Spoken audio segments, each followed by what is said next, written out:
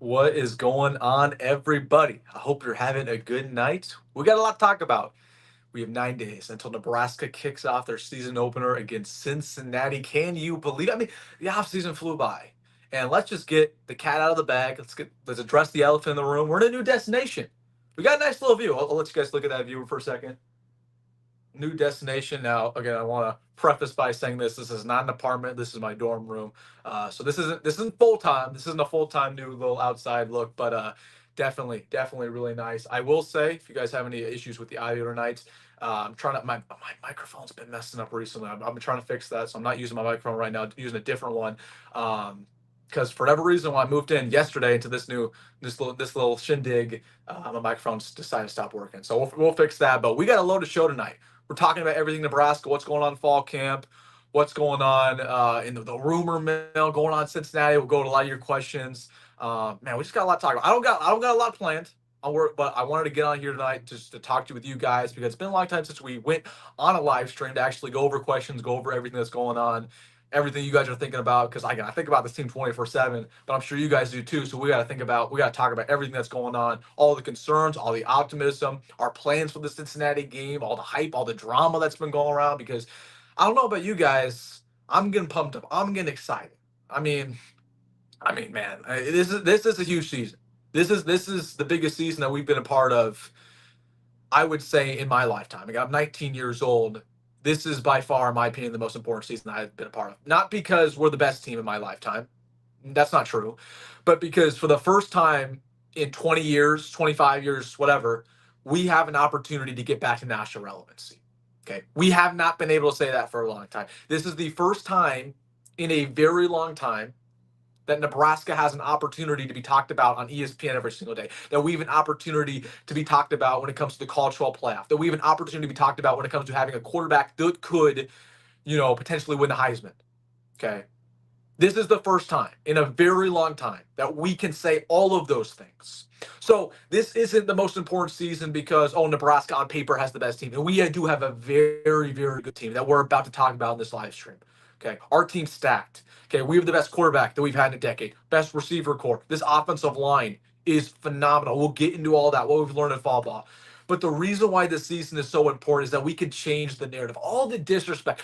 You know what? And I post these videos a lot, you know, of I post these videos of these top 25 rankings. Okay, Nebraska's not included in this, that, and the third. And I always get mad. People go in the comment section and say, Wilson, we don't deserve the right, to be in these top 25s. And you're absolutely correct. The reason why I get mad is I hate it when these pundits disrespect Nebraska constantly. They use this for clicks. They use this for this, that, and the third. And when they have the opportunity to put their money where their mouth is, they don't do it. So the reason why this year is so important is because this is the first time in a very, very long period we can change all of that, folks. And we have 9 days. And it all starts against Cincinnati. Cincinnati is the most important game on the schedule. Okay. They aren't the toughest team. We're not going to be playing a super raucous environment. We're going to be owning Arrowhead Stadium.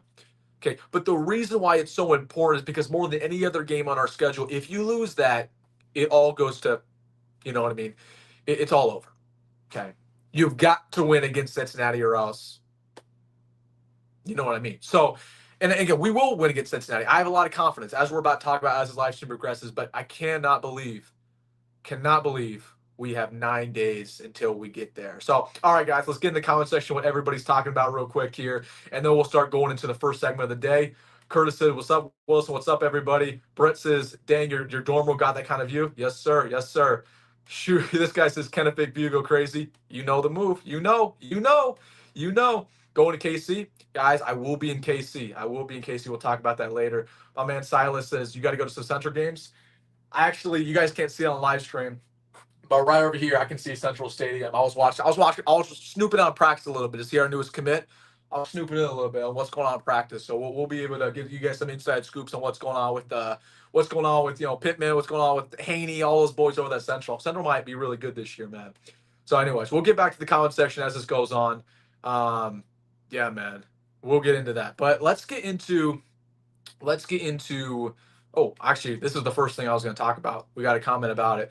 The quarterback room. Let's talk about what the quarterback room is doing right now in fall ball with whether when it comes to Dylan, TJ, Marcos Davila, Jalyn Graham. So we'll just go down the line this live stream because again, I got some stuff planned. I got some other stuff that's going to be completely improv. Let's start it off with the quarterbacks. Okay, Dylan Raiola, at least from what we've heard and what the media's seen, and I hate talking about Dylan at this point because it's like it's all expected. Like he's had a great fall ball, but the question I have about him is, and we know he's going to be good. Like that's not, like we know he's going to be good. But my question is how good. Okay, my question is how good, because I'm beyond the past of, oh, he's going to be a top 20 quarterback. That means nothing to me. That's the expectation. I don't care about the expectation anymore. I care about going above and beyond. Okay, so we need to start having tough conversation about Dylan. We understand he's going to be a top 20 quarterback. But from what we've heard in fall ball, in the glowing reviews we've heard from Dana, the glowing reviews we've heard from the players in that role, let's just address the elephant in the room. Will Dylan Raiola be a top 10 guy? Will he be a top 5 guy? Will he be even in the Heisman race? And I know that's crazy. And it's a lot of people just that's going to send a shiver down your spine because it just feels like we shouldn't be talking about that. It's cursing our players, this, that, or whatever.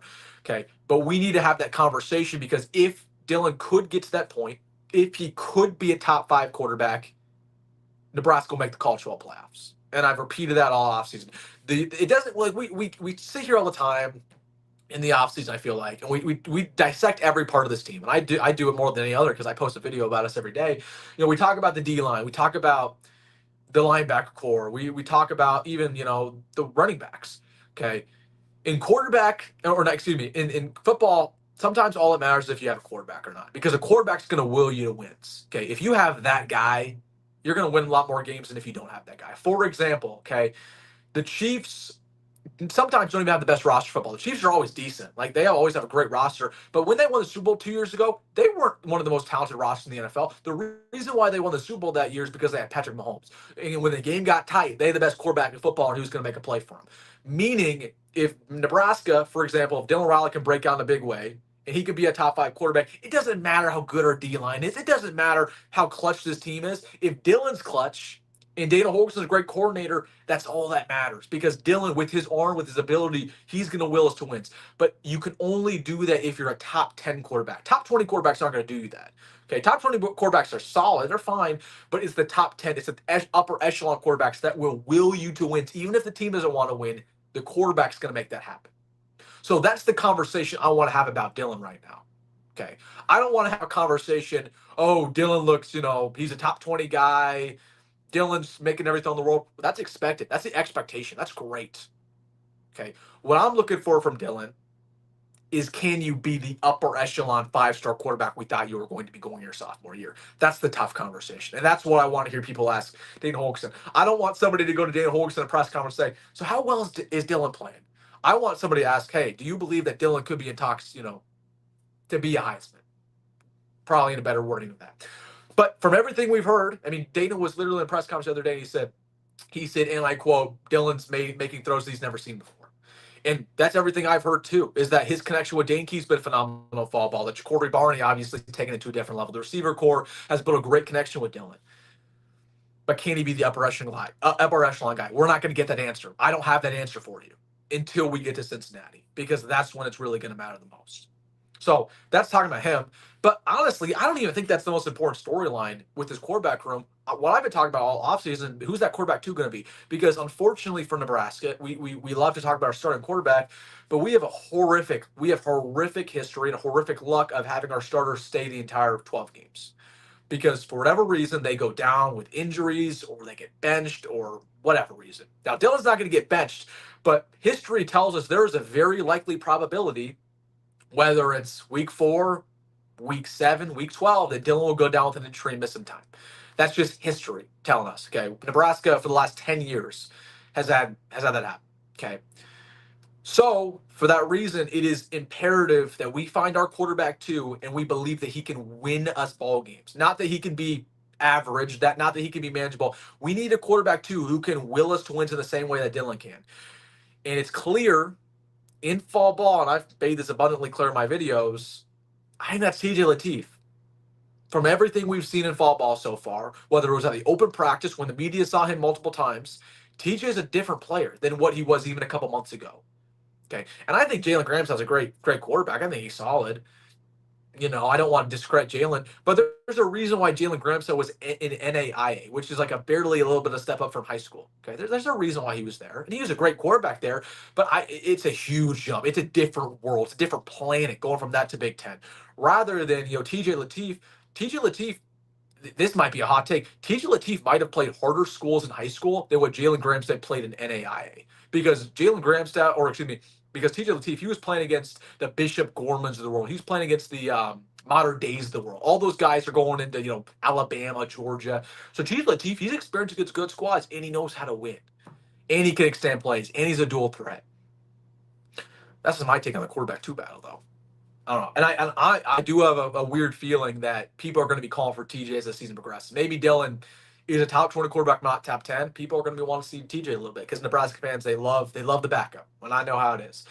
So, anyways, quarterback's looking good. And the only thing I'll take an L on. I'll be real with you. I was buying the Marcus Davila stock. I thought he was going to be our quarterback two going into the season. It's very clear that while I think he's going to be fine long term for Nebraska, this just isn't his year. It's not going to be Marcus's year. He's just very raw, which is expected, right? It's going to take time. That's perfectly okay.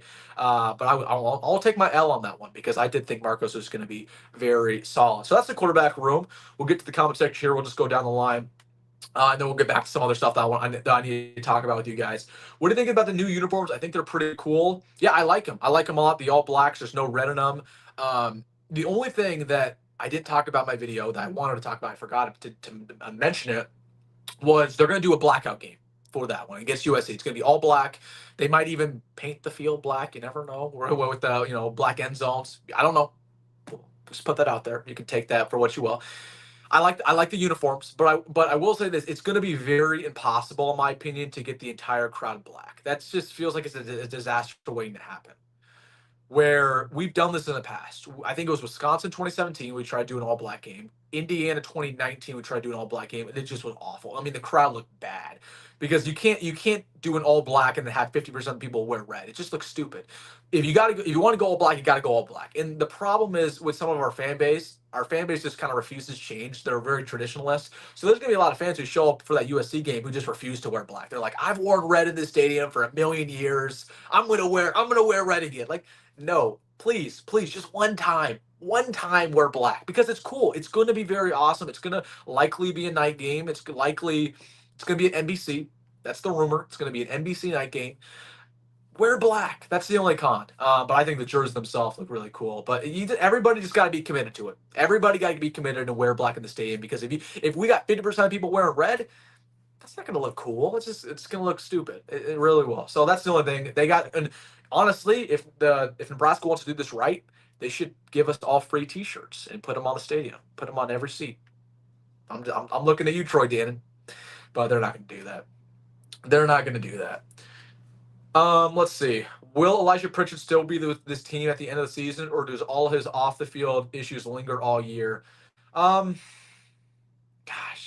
they very well could. I mean, it's tough. Gosh. Okay. I want to think about how I'm going to word this. I think he will. I think he will stay for the entire season, but you just got to figure stuff out, man. And what he did last week, I mean, it wasn't even that bad. Like, I mean, he was. You can take that for what you will. Like, he wasn't drinking, he wasn't getting in fights, it wasn't anything criminal, but it was just off the field issues that we shouldn't be having here. And he had off the field issues at Alabama. So I love Elijah Pritchett. Like, I've been very hard on him since he transferred to Nebraska, and I think it's fair. Like, I think it's fair when you're getting paid $1 million. I do think it's fair to be hard on you. Like, this isn't. I used to feel bad, going at, like, being kind of hard on some players because they're just student athletes. They're just like myself. They're my age. You know what I mean? They're trying their best. But we're at that day and age nowadays where these kids are getting paid more than everybody, all of us. So I'm like, I try to always put things in a positive light. But if you're not a good player, you're just not a good player. You know what I mean? And Elijah Pritchett has not been a good player so far in his college career. He's not lived up to the 5-star potential. So I'm hoping he can live up to it. But as of so far, it hasn't been. And I don't want to be in that situation where we just waste $1 million. Like, that's not what I want to be. We're all about using our money very frugally and very smart. We really didn't do that in this scenario. We tried to get Isaiah World from the portal. We didn't get him. We tried to get Falili Famo in the portal. We didn't get him. We tried to get, who was the other guy?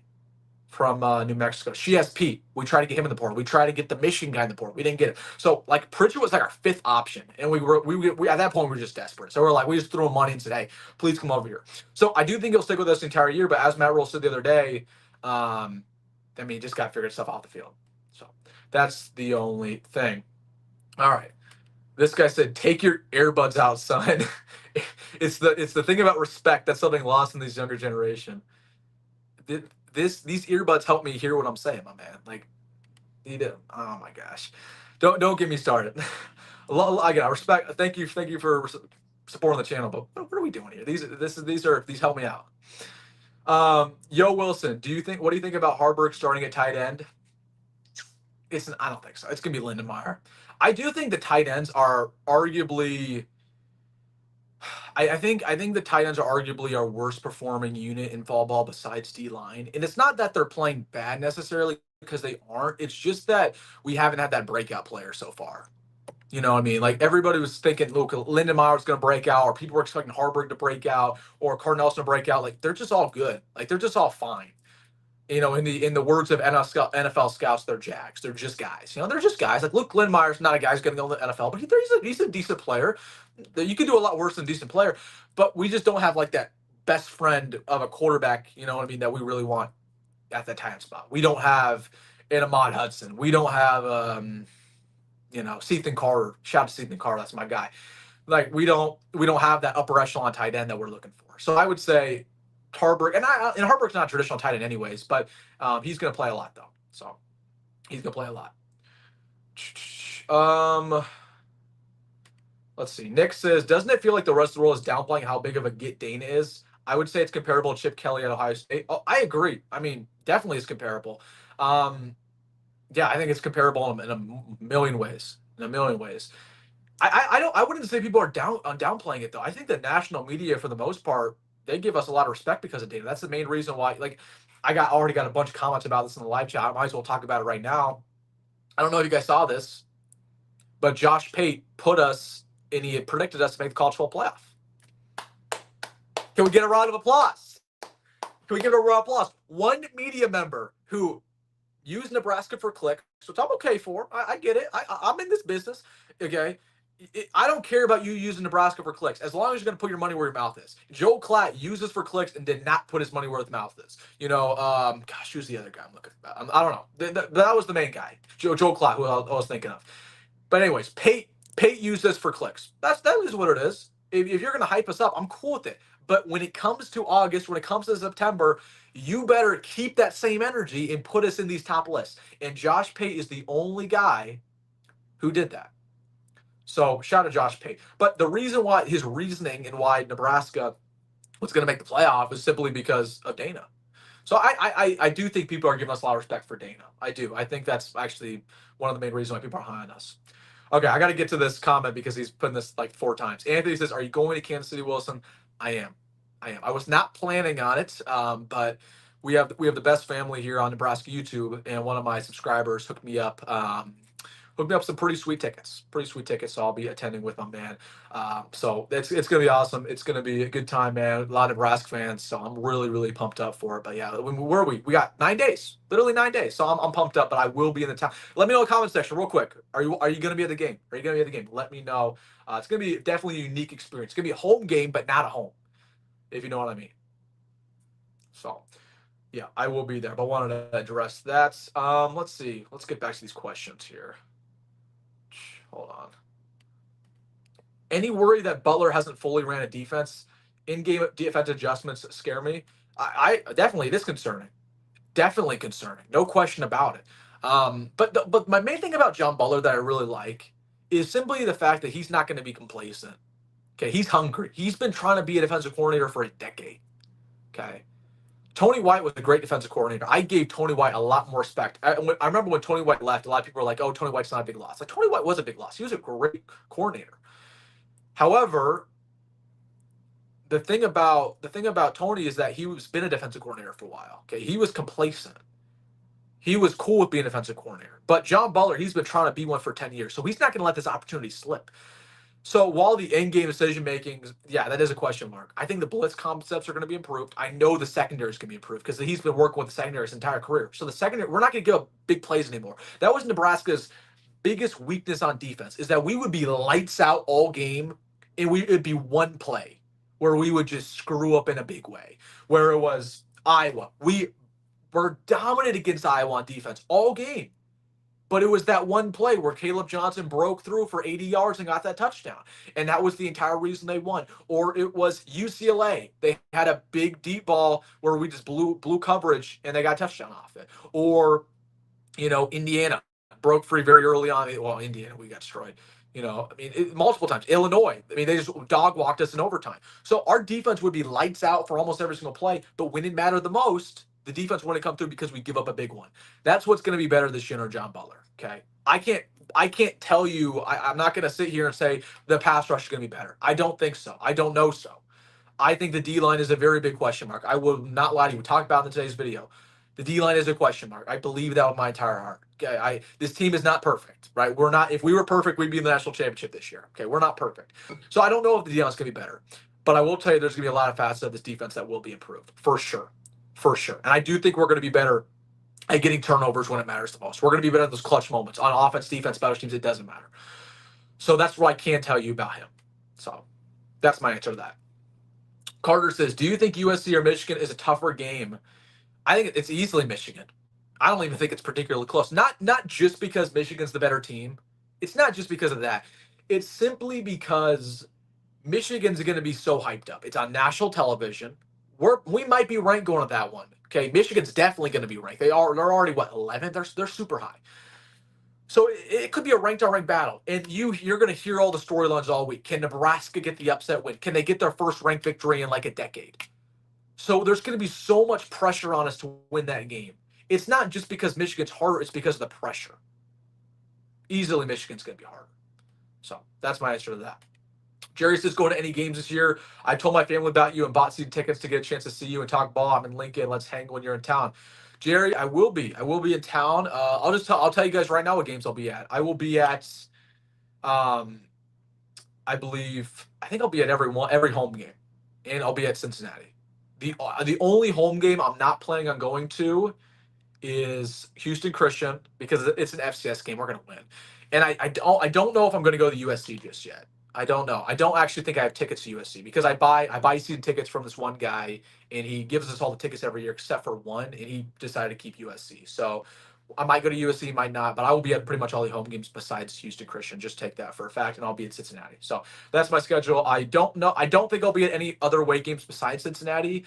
Just because I'm in college, right? I'm literally, I can't be traveling every single weekend. I'm not rich, so unfortunately, I wish I was. Maybe at some point in my life, I'll be financially put enough to go everywhere. I would love to go to UCLA. That was the one place I really wanted to go, man. I wanted to go to UCLA so much. So yeah, maybe one time. What are you majoring in at Creighton? I'm majoring in finance and accounting. All the boring stuff, my man. All the boring stuff. Today was the first day classes, so I was out there with my little polo. I was wearing my polo and looking, ready to kick butt. You know what I mean? No, it should be a good year, man. Should be a good year. Moving in for freshman year at NU tomorrow. Your vids and hype for the season has helped me get through the nerves, dude. You should be excited, man. It's going to be a good semester over there at Lincoln, man. I loved Lincoln. I wanted to go to Lincoln if it weren't for Crane swooping up and taking me. But yeah, man, get excited because freshman year is probably the best time. I mean, it's brand new. Obviously, it's scary. It's moving away from home, but it's gonna be for the best. So yeah, you should be excited, man. Be excited. My man Dion, how are you doing tonight? Dion, I just checked the other day. Fun fact. This guy, my man Dion, has the most comments on my channel, and it isn't even particularly close. I think in the grand scheme of things, he has 600 comments on my channel. So shout out to Dion, man. That's my guy. I love Dion, man. I love Dion. That's my guy. Anyways, he said it's better to get by without a head coach than a coordinator. Dion, I don't get what you mean by that.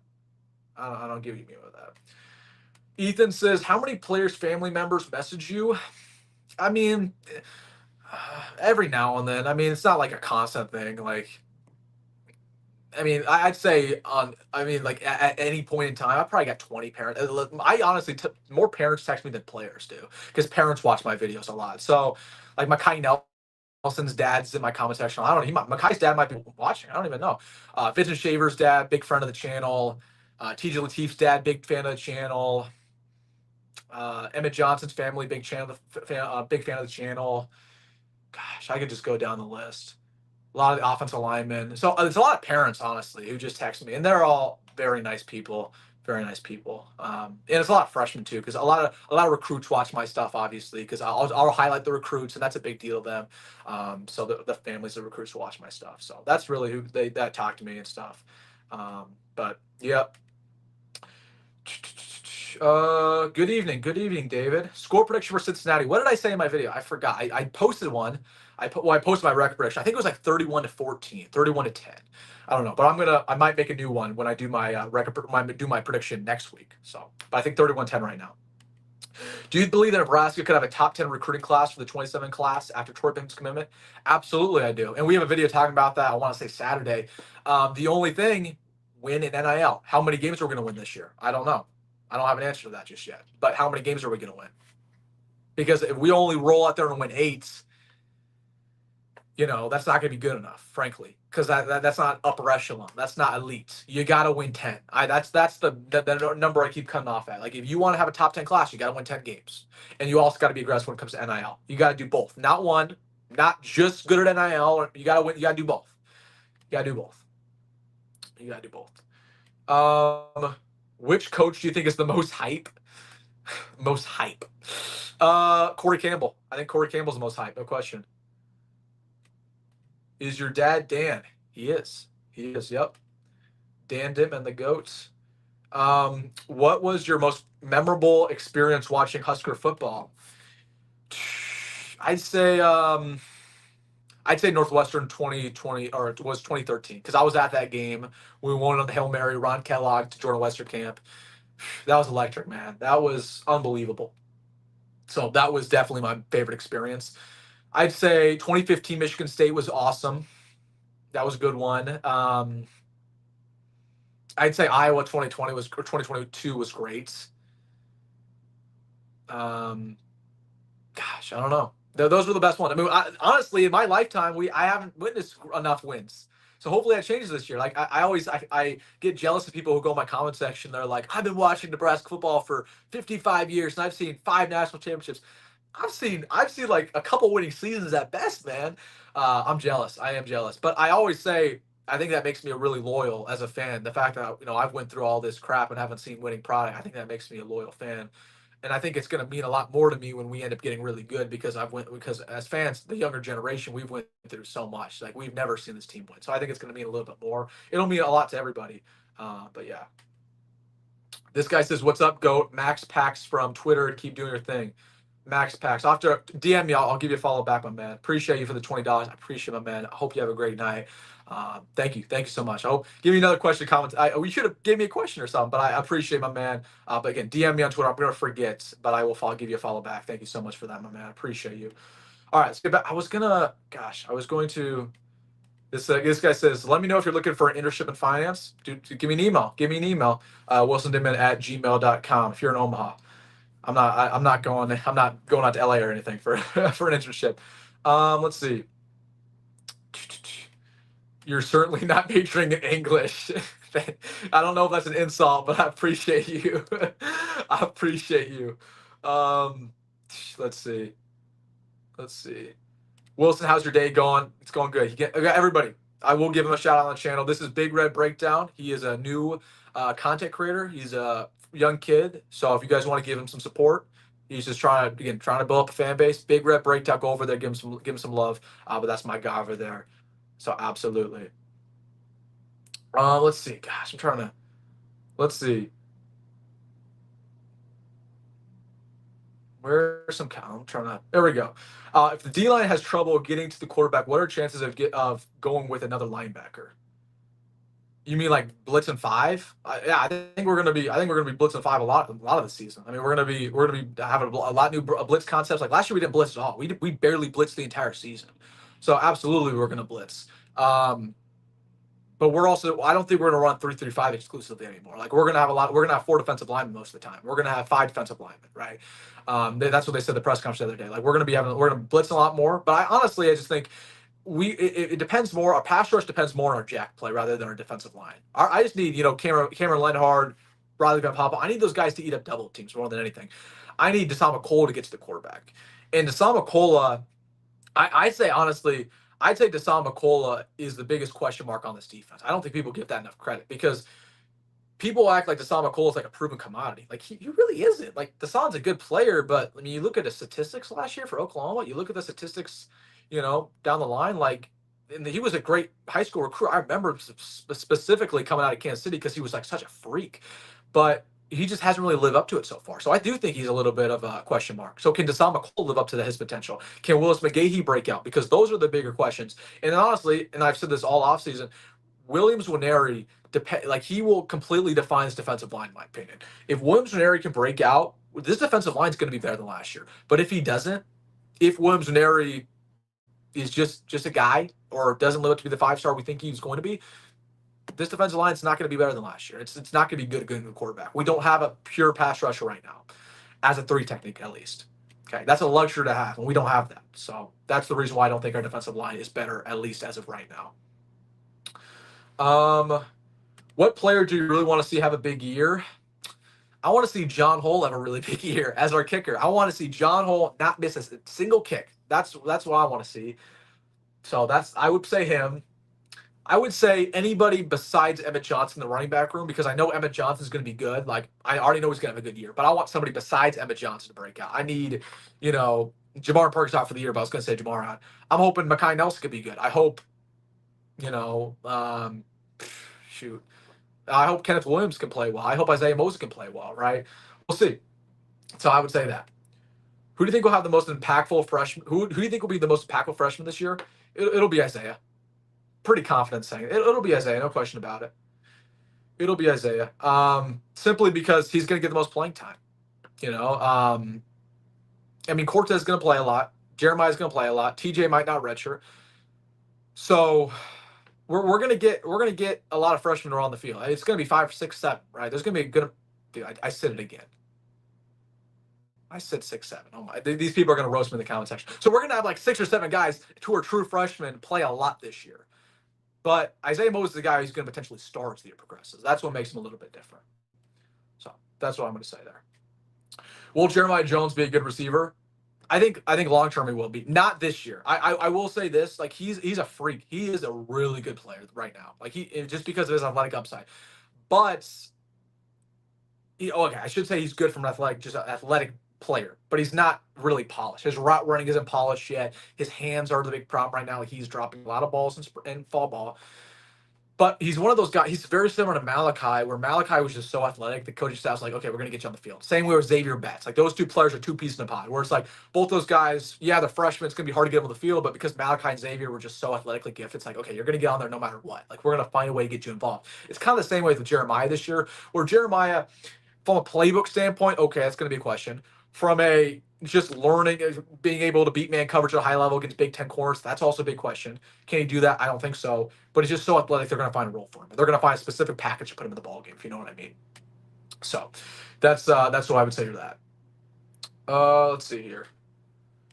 How many players do you think have a realistic shot of getting drafted? It's tough. It's tough. I would say, okay, well, let's just go down the line. I would say Danke has a shot. So that's 1. I would say Henry Tufsky has a shot. Rocco Spindler has a shot. Justin Evans has a shot. That's 4. I'm going to stick with that on the offensive line. Defensive line's tough. I don't think really right now we have anybody on the defensive line worthy getting drafted. Desama Cola will get drafted no matter what because he's so athletically gifted. Marcus Watt and Trent could potentially get drafted at the very end. And I'd say Sear, Wright, and Desan. So I could say 8 potentially. It could be as little as 5. It could be as high as like 11. So we'll just put it at that. Let's go down here. Thoughts on some guys like Pate talking playoffs? I'm cool with it. Like I said, set the expectations high. I hate it when people are like, we need the expectations to be low. We need nobody to ever talk about Nebraska. We need us to be undercover and not ranked. And like, that's awesome. I understand why people say that. But my thought process is ideally in a perfect world, Nebraska's going to be good pretty quickly. Okay. Nebraska's going to be in competition for the playoff this year. I want the spotlight on us to be on us as quick as possible, because if it's on us as quick as possible, our guys are going to get used to it. They're going to get used to what it feels like to be talked about on ESPN. They're going to get used to what it feels like with all the hype, all the expectations. Okay. The expectations from here on out are always going to be high. So you might as well set them high early. You might as well just get used to it now, rather than, okay, we're under the radar, and then when the lights are on us later in the year, we're surprised. We're not ready for it.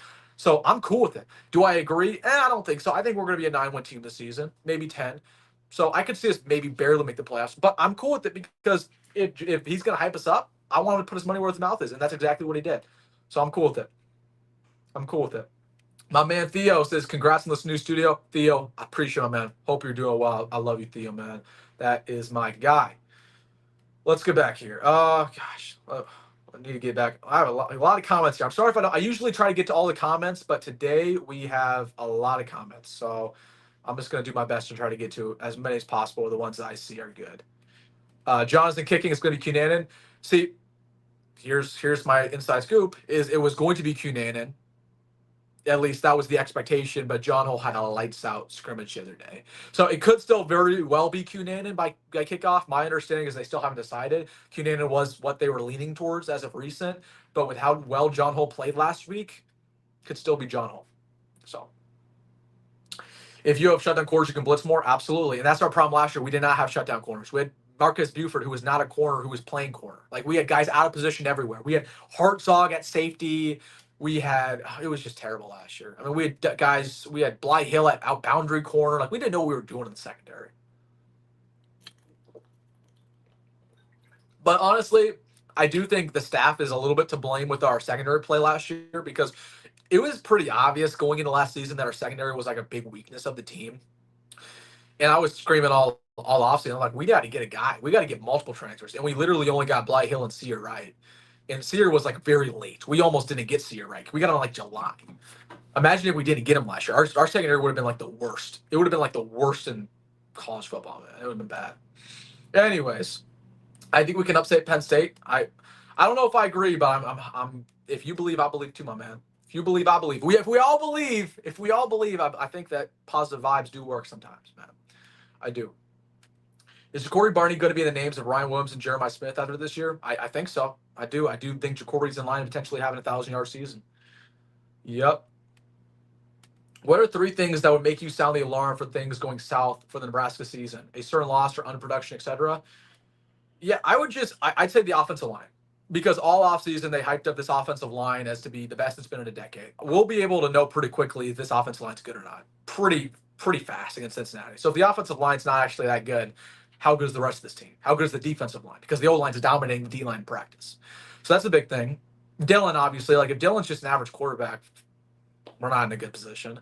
And I would just say the special teams in general. Like, I mean, can we kick the ball through the uprights consistently? Those are the big 3 things. And if those things aren't going well, you kind of already know what's going to happen there. Brooklyn says, this is Brooklyn from work. Can you stream me in? No. I don't work there anymore. Brooklyn. What are we doing? I'm retired. From that job. If you know, you know. How improved will our return game be this year? I think it'll be a lot more improved, just simply because we're not going to have Mr. Fair Catch back there all the time. We're not going to have Isaiah Garcia-Castaneda or Oliver Martin or did Levi Falk return kicks for us back in the day? I don't even know. I forget. It's been so long. We like for the past half decade, we don't even return punts anymore. We just go back there and hope we don't muff it.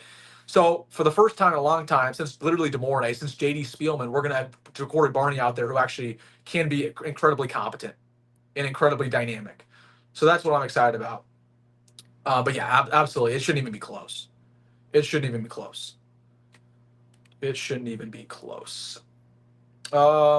Wilson, who got the last single digit number? It was Sear Wright.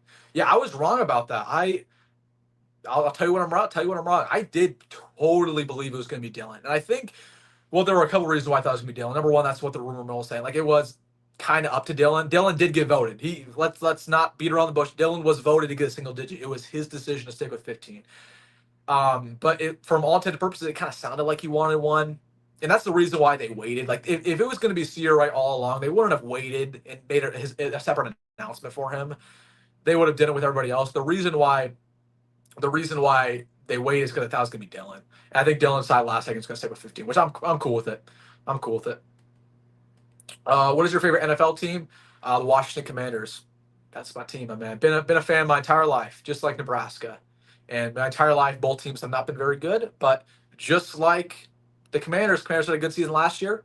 I'm hoping Nebraska have a good season this year. Hi, Wilson. Can you shout out Ryan?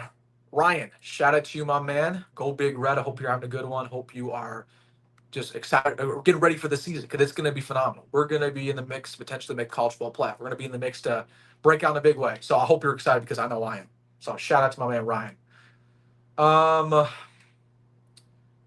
Use donations for a new Yeti water bottle. Oh, he saw the dent in my water bottle. Oh my goodness. I can't. I love this water bottle. I love it. I think I dropped like a dumbbell on this at some point during the summer, and I got like dented. But I love it. I almost lost it today on my first day of classes. I was like looking around for it. Do you work any other jobs besides YouTube? Yep, I do. I do a couple things. Yep, I do a couple things. But not right now. I just because of the school year starting. I'm doing like 18 credits this semester, so I'm only doing YouTube. It's hard enough doing YouTube. It's a big time commitment. Doing it every single day, like people just don't do that. People don't do YouTube every day. And I mean, it's easier to do YouTube every day in the fall when we actually have stuff to talk about. It's in the months like February when I'm just grinding. I'm trying to find like things to talk about. Yeah, man. So I'm excited though. I'm excited for the season. I'm excited for all the Nebraska YouTubers to get back. I think my man Carricker making a video tomorrow. I think he's Carricker Chronicles coming back. So shout out to him. Um, Shout out. I think a lot of Nebraska YouTubers don't do stuff anymore. Like Big Red Homestead. What happened to those guys? I will shout out Big Red Homestead.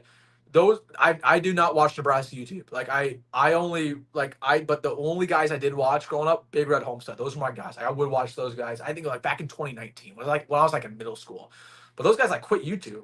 I don't know. Maybe I scared them away when I got into YouTube. I don't know. But yeah, Big Red Homestead. Those are my guys. So I don't know what happened to them. But anyways, it's gonna be a fun year. But if anybody got an update around Baker and Homestead, I would love to hear it because those are my guys. I hope they come back very quickly here because those I like their content. I'll put it at that. All right, let's get back here. Let's get back here. Here we go. How much do you keep up with Huskers in the NFL? Have you seen Bullock balling with the Bucks? I have not. I don't really watch preseason ball. I watched my team playing preseason, but I don't really watch preseason. So, yeah, if he's playing well, it's great. I think we have like a bunch of Huskers on the Bucks. We have Nash on the Bucks too. Yeah, we have a lot. So if he's balling during the year, I'll definitely hear about it. What about Corn Craze? Yeah, Corn Craze back too. Good for him. Yeah, Corn Craze, good guy. Good guy. We had a nice little conversation back in we had a conversation back in December. I literally never talked to Corn Craze before then. He's a good guy, but he has a lot going on there. So he's a busy guy. I'll put it at that. You got some good stuff there. Yeah, I think Nebraska YouTube is. It's definitely there's a lot of people. I mean, we have a lot more YouTubers than the majority of college fan bases. But I'll just say like the reason why I'm proud of this channel in particular is because like I wasn't given any special treatment. Like I just grinded. Like that's really it, man. Like I at some point it was like December of 2023. I just said, I'm gonna do this every day because I liked it and I started to see some benefits. I started to see some videos blow up, and I was like, I'm gonna do it every day, and I just slowly grew. You know what I mean? I didn't spawn in with like 10,000 subs. Like that wasn't the way it was. I grinded for everything I got. You know what I mean? I had like 500 subscribers. I was just pushing. I was a nobody. I'm still a nobody. Just a kid, man, making YouTube videos about a team I love. You know what I mean? So that's the thing I'm most proud about when it comes to this channel is just simply like I'm not like Carricker has the advantage. Carricker's a great content creator, but he has the name advantage. Like people know who he is off the bat. You know what I mean? So people subbed him there because like, oh, Adam Carricker, and he again great YouTuber. He's a great guy. I talked to him on the phone as well. He's an awesome guy. The reason why I'm proud of this channel though is because like we just grinded. Like we just simply say, you know what, we're gonna grind. We're gonna put the work in. I think that's why people we had so much support here. It's just because people respect that. They respect, us making content like February, right? When like everybody else is not making stuff. So that's why I'm proud of the channel. And this is the time of year where I like to thank you guys, just simply because like I just appreciate all you guys. 'Cause I couldn't do it without you guys. Let's see. Let's get back here. Do you have a new studio or are you on vacation? So this is my dorm room. So you guys will see my old studio a lot. I will tell you, I started the stream with this. My mic. So this is my mic right here, my normal mic. I'm using my iPhone right now, my iPhone mic. My mic right now is messing up. It is not performing very well. So I'm gonna go back home and record videos at home because to use my mic, because my mic, I mean, I don't have my normal laptop, which I normally record on. Anyways, long story short, you guys don't want to hear all this, but you won't see this background a lot until maybe next week or 2 weeks because most of my videos are gonna be from home simply because my mic isn't working. But yes, this is my dorm studio, so you guys will see this a lot more maybe in a couple weeks, but not recently. Not in the next couple of videos. They'll be like, why isn't the dorm back room or why isn't the dorm in the background? Well, it's just simply because my mic's not working. So that's what I gotta say about that. But yes, this is just get used to it, but don't expect it tomorrow or anything. What is my honest record prediction? Thank you for the super chat, Troy. $2. I appreciate my man. What is my honest record prediction? I think it's 9-3. I actually posted it. We hit 10K views on it, so appreciate you guys for supporting that video. Yeah, it's 10-3. I think we are going to lose, and you feel free to roast me and feel free to put your own stuff in the comment section. My 3 losses, 9-3 is my prediction. I think we're going to lose to Michigan. I think we're going to lose to Penn State. And I think we're going to lose to UCLA. Feel free to roast me. Feel free. And trust me, I've seen it all in the comment section. I've seen everything. So you guys, I have no feelings. You guys can roast me. But the reason why, and I know I'm going to get flack on the UCLA pick. The only reason why I think we're going to lose to UCLA is simply because Nebraska always loses at least one game they have no business losing. Okay, they always do every year. And this year it's going to be UCLA. I just have a bad feeling about going beat Pasadena all the way to the West Coast. We lost to UCLA last year. We lost to USC on the West Coast last year. I have a bad feeling we're going to have some jet lag. We're not going to be ready to go. We're going to lose. That's just my pick. Okay, that's my pick. And I know people are going to say, well, there's no way we're going to lose to UCLA. Well, did you guys expect us to lose to UCLA last year? Probably not. So, again, Nebraska's a very unpredictable team. I'm going to have an unpredictable prediction. Okay, that's just the way it goes. So feel free to roast me now, but I mean, it might happen. You never know. You never know. Let's see. Are rules comments about us still struggling with tackling a major concern for our defense? No, we'll figure that out by game time. No concerns. Yeah, we got a lot better. Like the scrimmage 2 was a lot better. From a tackling standpoint, like it wasn't perfect. That's expected, but it was a lot better. So again, we'll be fine. We'll be fine. And Cincinnati's not that great of a team to exploit us in that department. Like we'll be okay. What's your prediction on the? Oh, hold on. I'll get to that one in a second. What's your prediction on the Iowa game? It's just too far away. I mean, I think we're gonna win. That was my prediction. I forgot what I had like specifically for a score. The only thing I'll say about the Iowa game, like while I predict a W right now, like we have no idea what the team's gonna look like when we get to Iowa. Like at that point in the season, the team's gonna be bloody, bruised, injured. We don't know what Iowa's gonna look like. So it's just really hard to predict a game there's just so many variables. We have no idea. So hard. So I would say, yeah. Well, I like on paper right now. On paper, I really like us beating Iowa. I could very well see us lose them because we always, for whatever reason, we find a way to lose in the last second. So can't say. Cooper says, if you were given a scholarship to play football for the University of Nebraska, would you play at any position you wanted? Well, first off, I'm not athletic enough to ever play football at the University of Nebraska. I am 6'3". I think I tweeted this out not too long ago. There's a misconception out there. I think it's because I'm always sitting down in my videos.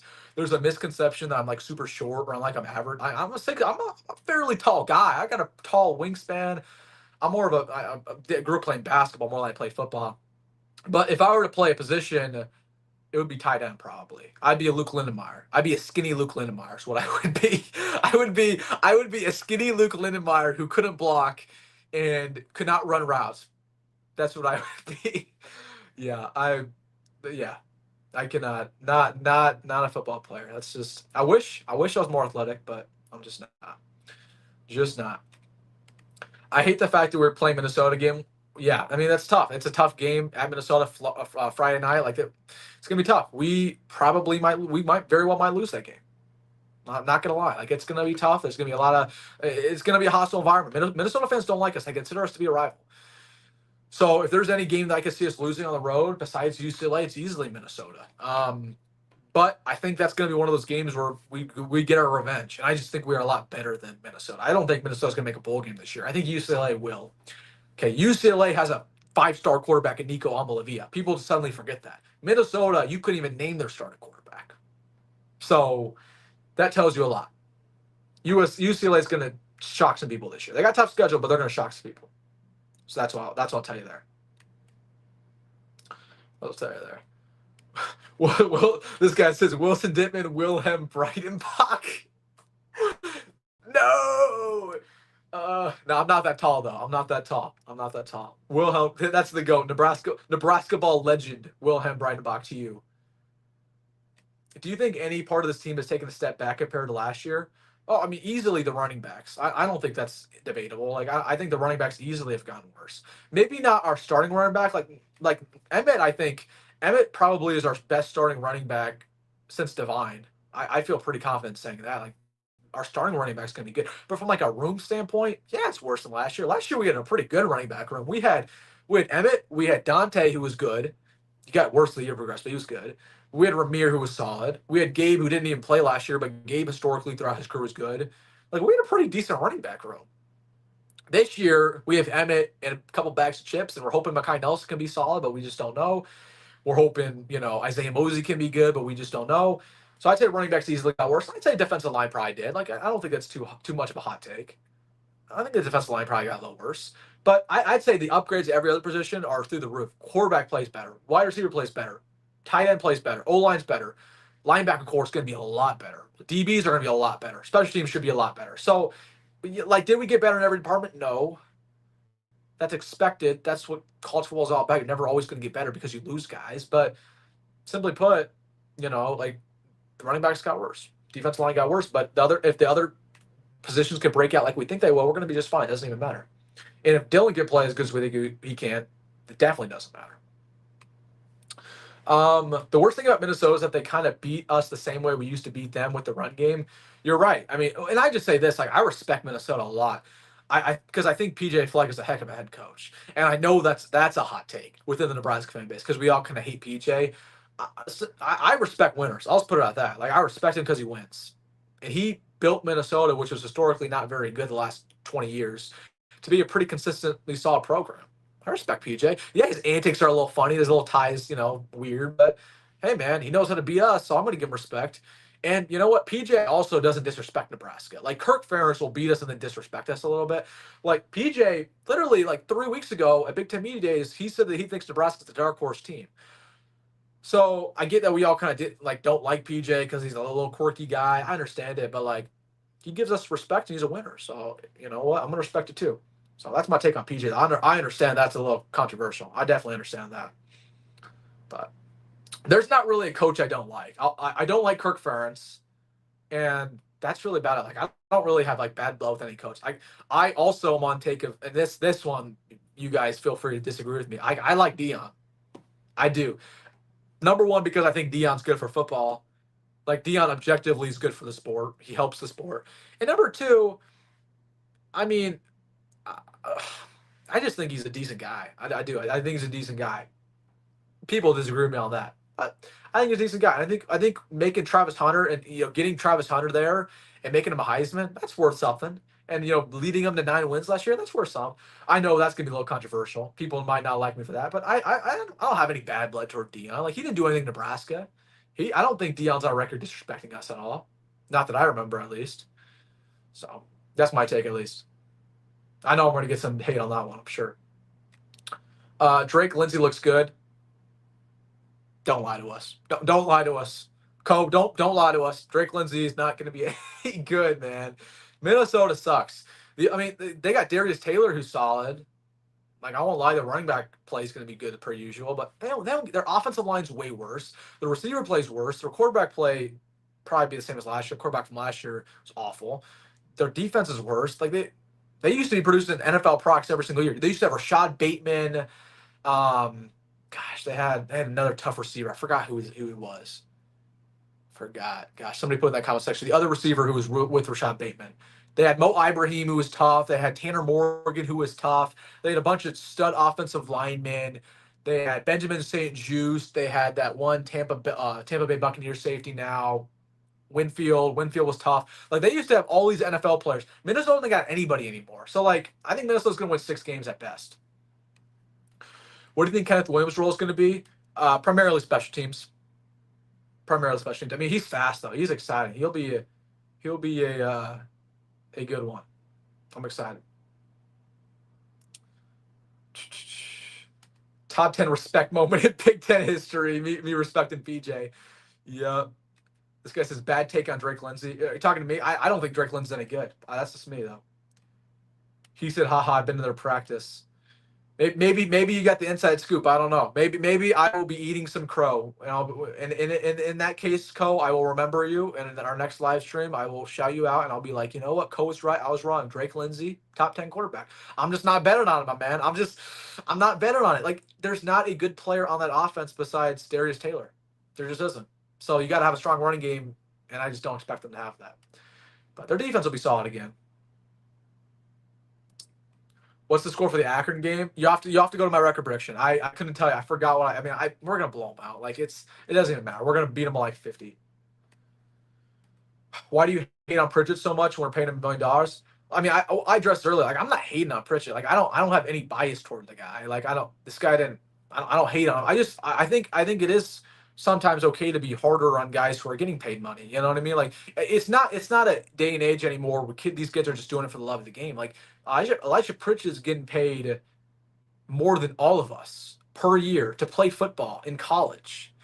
So if he sucks, I'm going to be a little bit mad about it, sure. Or if he's out there, getting suspended from the team for smoking a little bit, right? I'm going to be a little mad about it. Like, that's fair. I'm not hating on him. I've said that multiple times. I think he could be a fine player here, but I'm going to hold him to a little bit of a standard simply just because, we're paying you to be an NFL guy. You know what I mean? I don't want you to take our money and leave and just like, that's just my take. So I don't hate Pritchett at all. I pray. I go to bed every night. I go on my knees and I pray to God. God, can Nebraska's offensive line be very good this year? Please, can Elijah Pritchett break out? I'm just kidding. I know, but I don't pray that specifically. But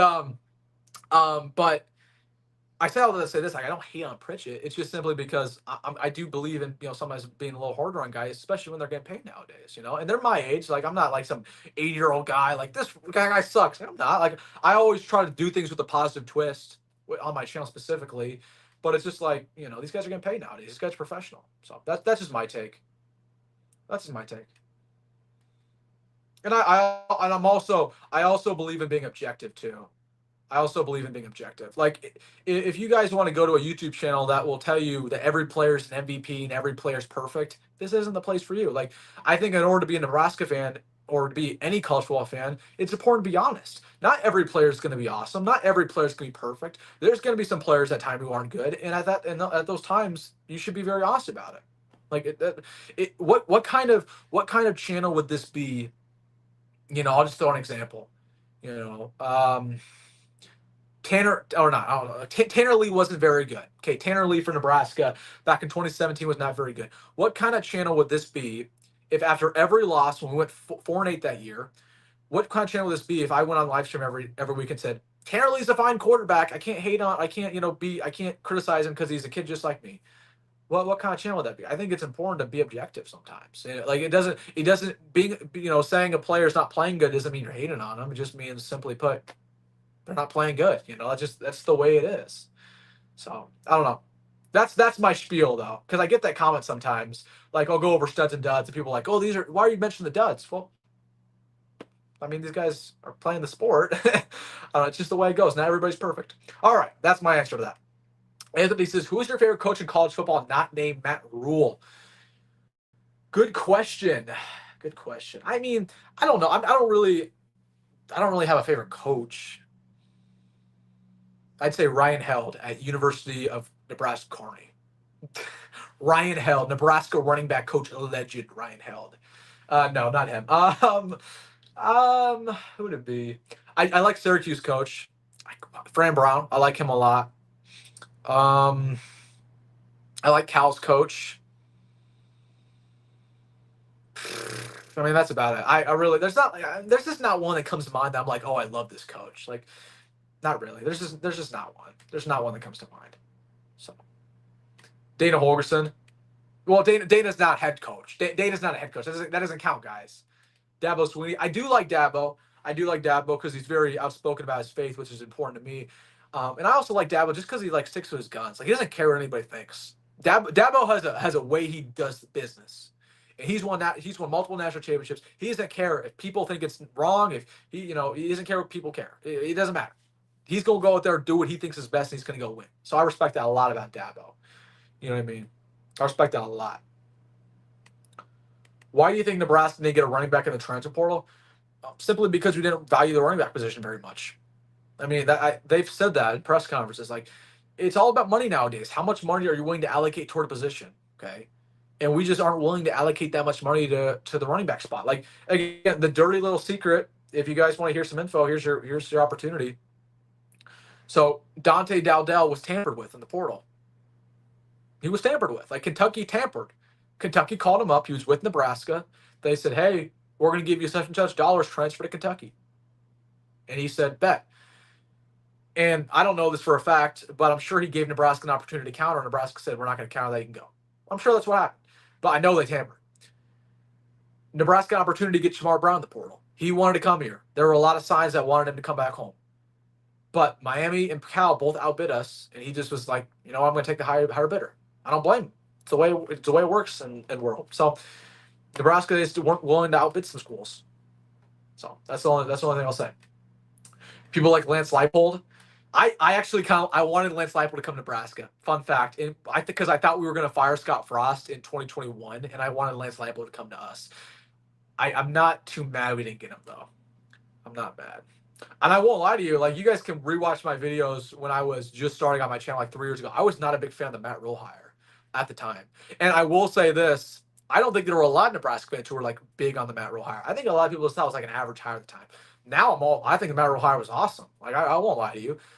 I had a bad take at the time. That's just kind of how it goes. I was what, 16 years old back then. But yeah, I was not a huge Matt Rule guy when we hired him. I love Kansas State's coach. Chris Kyleman. I hope I'm pronouncing that right. Love him. He's a good coach. Let's see. Dane Key for Dante any day. I agree with you. I wish we got Barry and Brown from the portal. That would have been tough. If we got Barry and Brown and Dane Key from Kentucky, dude, imagine how good this receiver would be. Be unbelievable. Would be unbelievable, dude. Next commit in the 27 class. I don't think we'll get another 27 commit until probably November or December. So I could see Cameron Wagner. I could see Kaylon Haney. Well, gosh, I have a video over. Gosh, I just spoiled my next video. I spoiled tomorrow's video. I shouldn't have even said anything. Just watch out for tomorrow's video. I have a couple more names. I forgot that I was posting my video about that. Yep. What do you think about Josh Pate's prediction? Yeah, I already addressed it. I love it. Get the expectation as high as possible. I love it. Because the expectations are always going to be high going forward. So might as well get used to it. Everybody got to get used to it. What is my handicap? He's referring to golf, not a physical handicap. I'm not any good at golf. I'm not good. So I'm not even going to tell you. I'm not very good. I play golf a lot. I'm just not very good. And it's just simply because I don't know. I don't know why I'm not any good at golf. I wish I was good. I just get really frustrated. I'm very competitive. So I get mad. I get really angry when playing golf. So I'm like, I'm just not good. I want to be good. I want to be a guy. I want to be, burning every hole throwing darts. Just not. Would you rather lose to Iowa but make the playoffs or beat Iowa but no playoffs? So D1 Huskers, I think we actually talked about this in the comment section. This is a good question. I actually want to hear your guys' thoughts about this. So I'll repeat the question. Would you rather lose to Iowa but not make the playoffs, or would you rather beat Iowa and not make the playoffs? Okay. Would you rather lose to Iowa but make the playoffs, or beat Iowa but not make the playoffs? I think I would rather beat Iowa and not make the playoffs. And that's that might be a hot take. That is a hot take. I'm just sick and tired of losing to Iowa. I'm sick and tired of losing to Iowa. I don't know. It's a 50-50.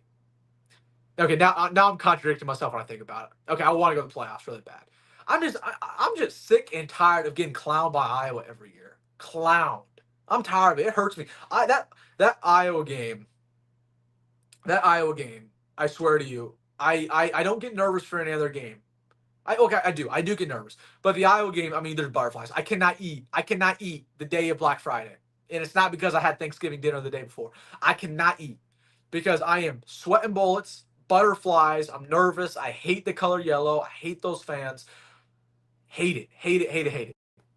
So when we play Iowa, I get incredibly nervous. Incredibly nervous. I can't stand losing to them because that was probably the most mad. If you guys want to go see me really mad, rewatch my live stream when we lost to Iowa last year. I was livid.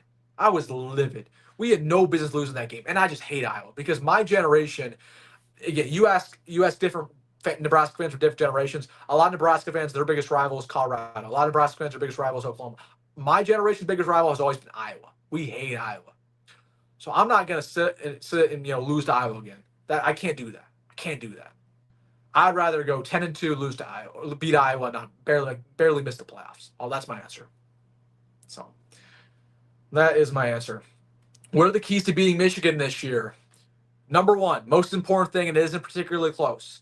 Get pressure on Bryce Underwood every single freaking snap. Make his life living hell. That's the reason why we beat Colorado. We didn't beat Colorado because our offense was phenomenal, and it was. We beat Colorado because Shedeur Sanders had no time in the pocket on any particular play. We destroyed him. Okay. That's the reason we beat Colorado. It's because our defensive line was dominant. We have a true freshman quarterback going into his first, it's not a night game, but he's going into his first real test. He's playing at Oklahoma, but Nebraska test too. We have an opportunity to give him this big moment. He could get his either first big win or he could falter under the big lights. Okay, he's not going to be ready. So we got to get pressure on him. And number two, I think we got to run the football at a high level because their secondary is elite. And it's going to be harder for us to pass under them. We got to start running the football at elite level. We got to have a balanced offense. You can't just throw air raid all the time. You just can't do that. You got to be balanced. So that's the number one thing. All right, everybody says playoffs. I knew I was going to get that. I just hate Iowa, man. I just hate Iowa. That's one thing. I hate Iowa. What do you think is kind of tougher, Akron or Houston Christian? I mean, none of them are. Don't even worry about it. Don't even think about it. We're gonna beat both of those squads. Akron is literally the worst team in FBS football. Like they will go 1-11 or if not 0-12. Houston Christian is one of the worst teams in FCS football. Like we will beat both those teams ideally by about 50 points. So don't even worry about it. They're both terrible. Like we're not going to get beat by either of them in any scenario. We could play garbage and beat them. So, congrats on the 13K, Wilson. I don't think I hit 13K yet. I don't think I hit it. Unless I gain like 70 subscribers in the last like hour, which I don't think is possible. Yeah, I'm not 13K. I'm close. Hey, if you're somehow watching this and you're not subscribed, hey, hit that subscribe button. Also, hey, hit that like button. That would help me out, guys. I haven't said this so far, but please hit that like button. Nick, give me 10 more minutes, 20 more minutes. Let's see. What else? Who is the Michigan coach going to be? I have no idea. Is Sharon Moore? Did they announce that yet? Because the rumor was Sharon Moore wasn't going to coach for that game. That was the rumor. So I don't know if that was if that's confirmed yet. I don't know. So Anthony says like the video if you hate Iowa. That's facts. That is facts. Jackson says, "What's up, Wilson?" Jackson, my man. Hope you're having a good night. You used to get some golf lessons from the CU golf team. One of my good buddies, one of my good buddies in accounting class, he's on the golf team, so maybe he'll give me some tips. Maybe he will. Yeah, maybe he will. All right, I gotta get back to some of these comments. I caught up with them, but I missed a lot. I missed a lot earlier. I don't even know. Let's see. What wide receiver do you think will be the most targeted this year? It should be Jacory, just because Jacory's more of that short yardage wide receiver. Where Dankey's more of a deep threat, more of the deep ball type of guy, wide receiver X. So usually his slot receiver is going to get more targets just because they're going to get more looks over the middle. So it should be Jacory. When the year is over, who do you think the highest draft pick will be for the Huskers? That's tough. I think there's three options. In my mind. You have Desama Cola, who I think is arguably the best one, just because his athletic upside it meets everything from an NFL standpoint. I think you have Sear right in there. And then number 3, I think got Deshaun Singleton. Those 3 guys could be our highest drafted player. I don't think any other will be. I don't think Dane Key will. I think Dane Key will be like Dane Key's a great college receiver, but Dane Key's not an NFL receiver because Dane Key's not fast. You need to be fast in the NFL. You need to run like a 4.4 minimum, and Dane Key's like a 4.6 guy. So Dane Key could like have 1,200 yards this year. And I don't think he'll even be like a top 4 round pick. You know what I mean? Who do you think Cincinnati's best player? Well, they have gosh, I'm trying to remember the running back. I haven't done my notes yet for my breakdown of them next week. They have a running back who's a transfer from Wisconsin who we're very familiar with. Gosh, how can I not remember his name? I'm a casual fan. Okay. I swear I'm forgetting his name. Okay, I'm looking up the depth chart right now. Okay, Tawee Walker. Tawee Walker's tough. We played him at Wisconsin, so we know how good he is. Their quarterback's decent, but their best player is their nose tackle, Dante Corleone. He's pretty good. So that's really about it. They're not good. They should be like a 6-win team at best. Will Dana stay beyond the 25 season? It's tough. I still think no. That's just my heart of hearts. My heart of hearts believes that Dana will be gone. And feel free to disagree with me. I know you guys will. My heart of hearts thinks Dana will be gone simply because in my heart of hearts, I believe Nebraska's offense will break out. I believe Nebraska's offense will be top 10. And if that happens, which a lot of us have optimism it will, he's going to start getting head coaching interest. Okay. You can't have it both ways. Okay. It's either Dana stays and our offense is bad or our offense is really good. Dana starts getting interest elsewhere. Okay. So then you're starting to ask Dana whether or not he's going to decline head coaching jobs to stay in Nebraska as an OC. And is he in that position to do that? Does he value staying in Nebraska more than he values being head coach again? And I just don't think he does. I think he's still a young coach. He's Matt Rule's age. Like, we act like he's 70 years old and tired of head coaching. Like, I think he could very well jump back in it. And sure, he might want to break right now. Right now, in his mind, he might say, you know what? I don't want to be a head coach again. He might think that right now. But what about at the end of the year? And maybe he stays after this year. Maybe what about at the end of 2026? Will he still have that same opinion? So I just think if Dana's not gone by the end of this year, he might be gone next year. Well, but I do want to say this: enjoy every moment he's here because we don't know when he's going to leave. Enjoy it.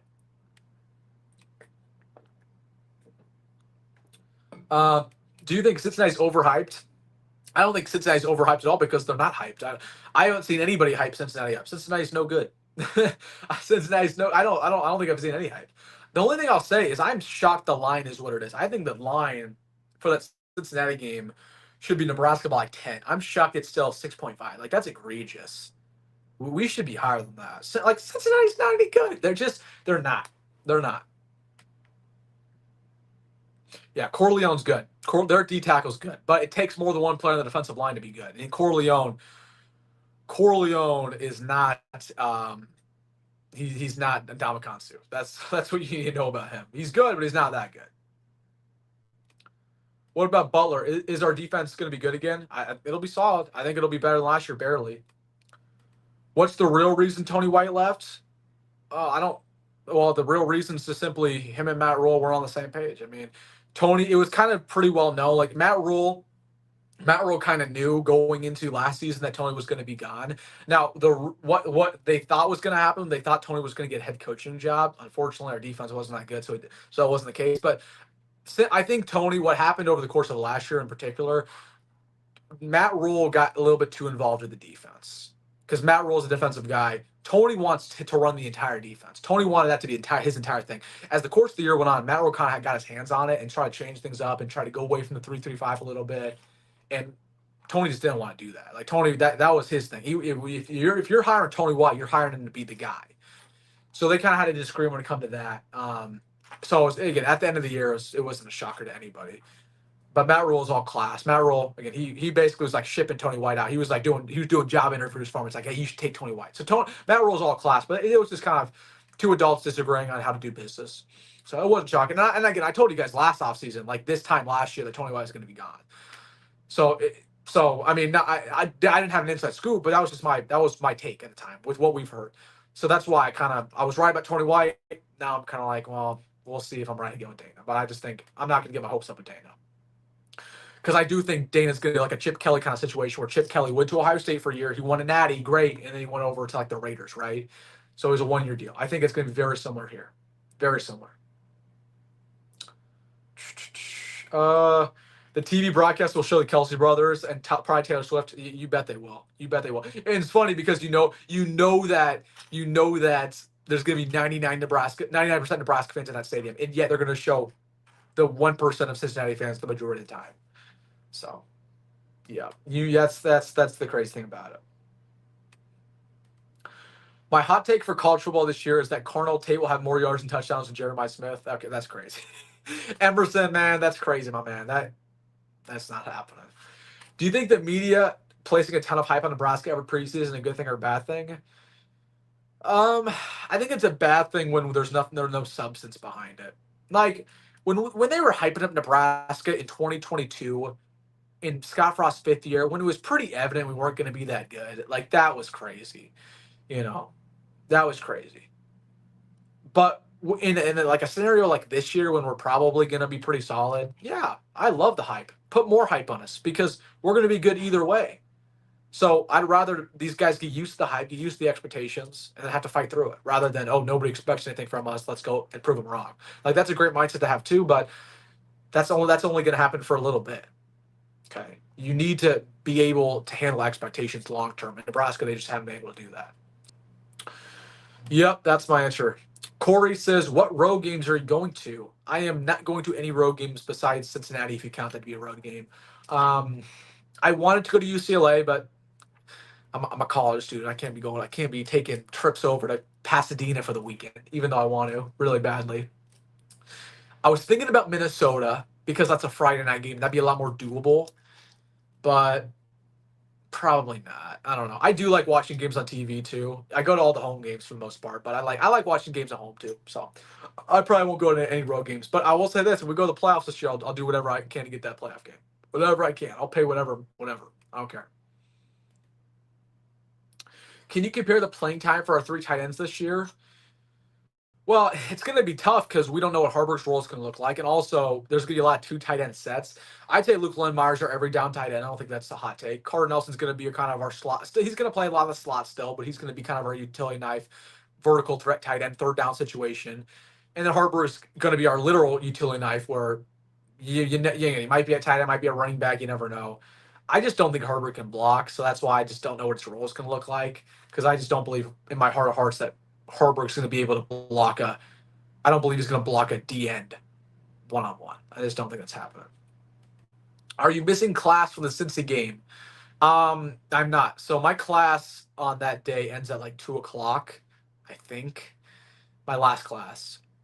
So I will be going down probably like right after that. I'll probably get there by like 5:30. And then the game starts at 8, which is actually nice for that. And then I'll be staying in a hotel and I'll go back Friday. I do not have Friday classes this year, so I will not miss any class. So that's nice. Yeah.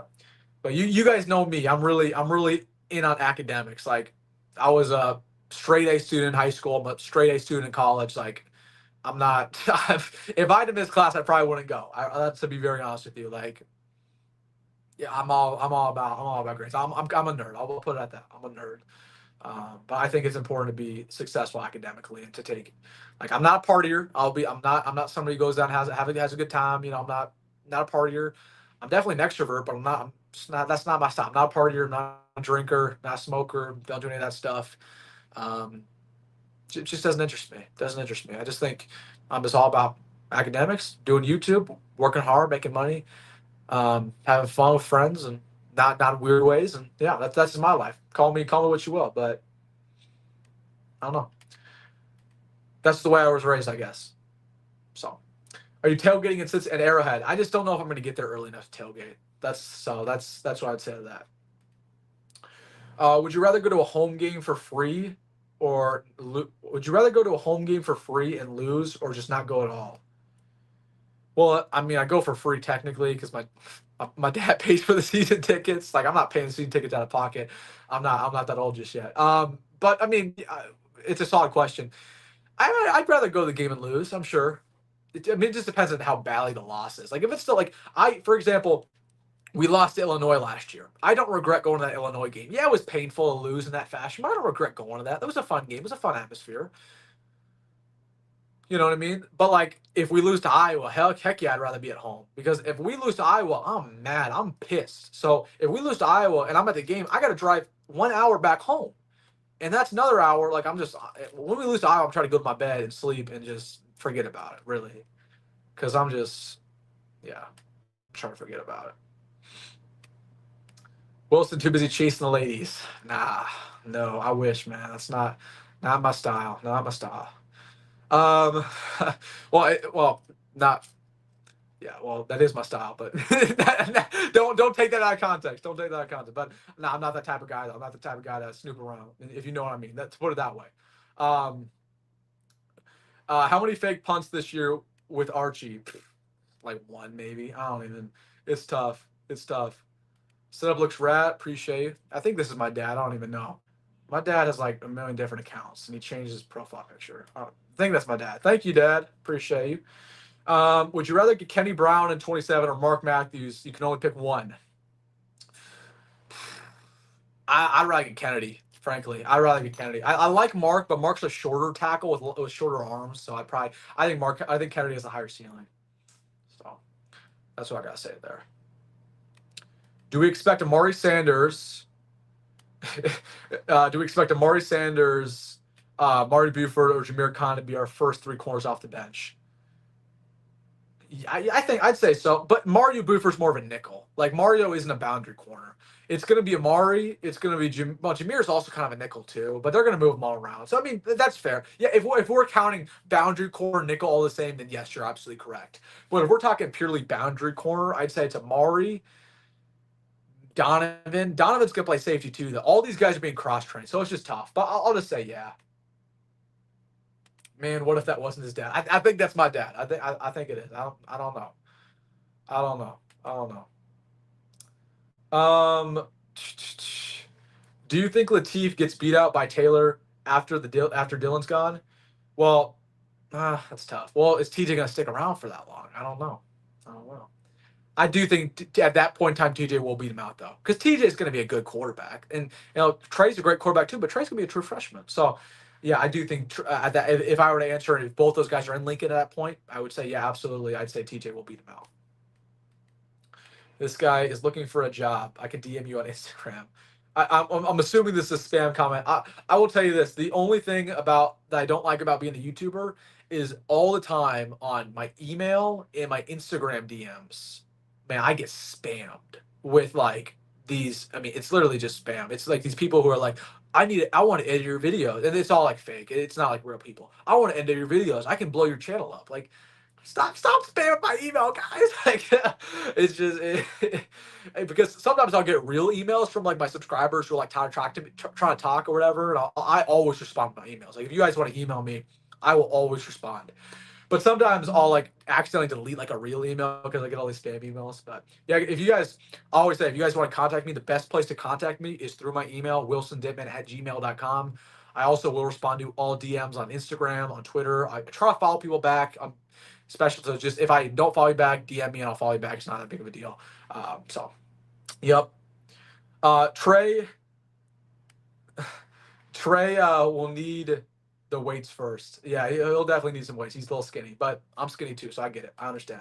Do you think Dylan will stay for senior year? It's too early to say. It just depends on how good he is. Depends how good he is. Muhammad says he's not fake. Muhammad, give me a DM then. If you're not fake, give me a DM. Give me a DM. Austin says, what, yeah, he's not fake. Austin says, what brought you to Pender, Nebraska a while ago? Shout out Bill Bush. Austin, were you the guy I met in the gas station? Were you, I can't remember. Were you that guy? I do remember meeting somebody in a gas station. I was in Pender. So I was, my grandpa, friend of the channel, my grandpa, he's from Emerson, Nebraska, which is a very small town, northeast Nebraska. And I really like small towns in Nebraska. I think it's really cool to just explore states. I'm from Omaha. So I was going up to Emerson anyways, and we just passed through Pender. And I'm going to this gas station to get like to get like a soda or whatever with my grandpa, and we're in line, and this guy, the person in front of me in line, literally turns around. He's like, "Are you WilsonDittman from YouTube?" And I'm just sitting there in Pender, Nebraska, this little small town. And I'm like, headphone in, like I wasn't prepared to talk to anybody. I was like, "Oh yeah, yeah, I'm Wilson." I shook his hand. He's like, "I watch your stuff all the time." That was crazy. You never know, man. You just never know who you'll meet. Like I met a lot of people this summer, man. Like through my job, I met a lot of people this summer. You just kind of never know who's listening, man. Now, just meet a bunch of random people, like random spots. It's never where you expect. Like I'm kind of nervous though to go to games this year, just because I feel like like last year when I went to games, a lot of people recognized me, but like the channel's like doubled since last. I think it's almost tripled since last year. So I'm kind of nervous about going to games this year because I don't want to be like, because yeah, I love meeting everybody, but I'm also like, I don't want to be like sworn by people. That's not gonna, like, I'm not a celebrity. I'm not Sean Callahan over here. I'm just a guy. But I don't know. That's just my concern. That's probably not gonna happen though. I'm probably over exaggerating. Anyways, Matt says, "Are you a Jays fan too?" I am a Jays fan. Yep, I am a Jaysker. Yep. I know. I understand. Yep, I'm a Jaysker. I know what you're thinking. But I will preface by saying this. I root for Nebraska in every sport, and I root for Nebraska when Nebraska plays Creighton. I root for Nebraska. Okay, on record, I attend Creighton, so I have to root for Creighton. I have to. I can't attend Creighton and not root for Creighton. Come on. But I went to the Nebraska Creighton game last year, and we hosted it, obviously, and I wore Nebraska gear, and I'm a Creighton student. So that tells you everything you know. Like, yeah, I root for Creighton. Of course I do. Of course I root for Creighton. But I'm not the type of Jaysker to like stop rooting for Nebraska like in certain sports. Like, no, I root for Nebraska in everything. Like, I root for Nebraska basketball, baseball, wrestling, volleyball, softball, you name it. I support the team. But I also support Creighton everything. Same deal. And when Nebraska and Creighton play, I'll root for Nebraska. Because, well, funny enough, I usually root for the underdog in the matchup, and Nebraska usually the underdog. So I just root for the underdog. Anyways, that's my spiel. But yes, I am a Jaysker. But yeah, that's my story about how I went to Pender, though. I met a fan in a gas station. It was like a Cubbies or something. It was like super random. Who do you have on the inside of Memorial Stadium? You seem to have insider information that other Husker beat reporters don't. It's just a lot of friends. I mean, simply put, it's literally through this channel. Like when I started this channel, I had no information. Nobody would talk to me. I'm just a kid. But as I grew up, some friends that I knew are down in Lincoln, and you start to know people that know people. You start to know people who are in practices, right? Who are student managers, who are media members. Heck, a lot of the information I'll get is literally from players, literally from freshmen or recruits that I previously talked to who will just, text me. Like I'm not here prodding for information. Like I'm not that type of guy, but they'll hit me up and they'll be like, "Okay, you should talk about this on your channel because this happened." So that's just how I get my information. Like I'm not, and I'll say this, I'm not a crazy insider. I'm not. Like that's a misconception. I don't know what happens in every practice. I don't have eyes on every practice. I was in the scrimmage. But people talk to me, and people, who do know things want to see what they know on the public sphere, you know what I mean? So that's just what it is. Like I'm not an insider. I'm just not. But again, people who I grew up with know people, and some of those people are people, and I'm lucky that with this channel I've grown to know families and know players, and they'll text me. I don't really text them, but they'll text me because they'll, for whatever reason. So, anyways, that's my spiel. But I'm not an insider. I'm just a content creator. That's what it is. So I talk to this team. I love this team. We do analysis. We do reactions. We do whatever. All right. Let's see. When's the next hype video coming? I was gonna do one literally last Saturday, but I don't think I'm gonna do another one. I think I'm not another hype video. I don't know. It's just a lot. It's a lot of work, frankly. It's a lot of work to do the hype videos, and it's not really too much reward either, because those videos get copyrighted, so I can't make any money off it anyways. Like not to act like I do it for the money, because I don't, but it's like if I'm putting 10 hours into a hype video, I wouldn't mind making a little bit of money off it, you know what I mean? But anyways, that's the reason why I'd probably not do another hype video, because it takes me a lot of time. Because the reason why I did my other hype video that early, because I posted in May, The reason why I posted it then is because I got my wisdom teeth removed, and I was like sitting in bed for like a week doing nothing, can't record anything. So I'm like, I'll just make a hype video because I'm literally doing nothing anyways. But now I'm just so busy where it's just like it. Plus recording videos and making a hype video would just be too tough. So Wilson, can you attend media interviews and ask questions to players and coaches? I've never tried. I doubt it. I mean, I'm not like a beat reporter or anything. I'm not like a journalist. So I doubt they would let me. I've never tried. I don't know. But I probably wouldn't. Like, that's not really the way I want to do business. Like, I don't want to be a journalist. I don't want to be a beat reporter. I don't want to be. Nobody pays me money besides, I just is what it is. Like, I'm not getting paid by Husker Online. I'm not getting paid by Omaha World Herald. I just do this because I like it. You know what I mean? So I can say what I want. You know what I mean? Like that. I think that's why people gravitate toward the channel is because we're very honest on the channel. Like I'm not getting paid by a company to push out an agenda, right? So, anyways, I don't know. I mean, maybe I get a media pass if I tried. I don't know. I just don't know if I really want it. Like I go to the games. I want to be a fan. I don't want to be a media member at games. I want to be a fan. I want to enjoy it, and then I want to go live if we're to talk about it. You know what I mean? But and also I'm gonna call. I don't want to drive down a Tuesday to ask questions to Matt Rule. You know what I mean? And then drive back. That would just be that would be that'd be a hassle. So Alex says, "Yo, how's the college life?" I don't know. I just moved in yesterday. I don't know. First day classes today. It's been chill. It's been chill though. Are you watching volleyball on Friday? Also, my aunt is Danny. Yep, I think your dad told me that. Yep. So, big red breakdown. Another reason to support a young content creator. His aunt is the head coach in Nebraska volleyball.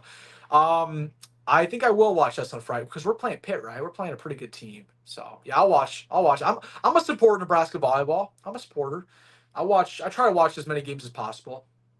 I know some of the players. I'm trying to learn all the names because there's a lot of girls who graduated this year. So I'm trying to learn all the true freshmen.